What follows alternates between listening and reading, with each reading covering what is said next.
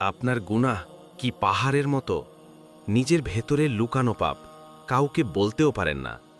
আমরা অনেকে আছি, বাইরে হাসি মুখে থাকি, কিন্তু ভেতরে গুনাহের বোঝা বইছি, একা একা। একটা মাত্র লাইন, একটা ছোট্ট দোয়া আপনার সমস্ত গুনাহ মাফ করিয়ে দিতে পারে। রাসূল সাল্লাল্লাহু আলাইহি ওয়াসাল্লাম বলেছেন, যে ব্যক্তি এই দোয়াটি পড়বে আল্লাহ তার গুনাহ মাফ করে দিবেন, যদিও তা সমুদ্রের ফেনার মতো হয়। দোয়াটি হল সুবহানাল্লাহি ওয়া বিহামদিহি। বাংলা অর্থ, আল্লাহ পবিত্র আর আমি তার প্রশংসা করি। এক লাইন, মাত্র কয়েক সেকেন্ড, কিন্তু এর প্রতিদান পাপ মোচনের বিশাল দরজা।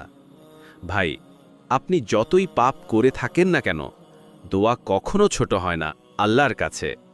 আজ রাতেই চোখ বন্ধ করে বলুন সুবহানাল্লাহি ওয়া বিহামদিহি, আন্তরিকভাবে, অন্তর দিয়ে। ঘুমানোর আগে একবার হলেও বলুন। যদি আপনার অন্তর ছুঁয়ে যায়, তাহলে চ্যানেলটা সাবস্ক্রাইব করতে ভুলবেন না।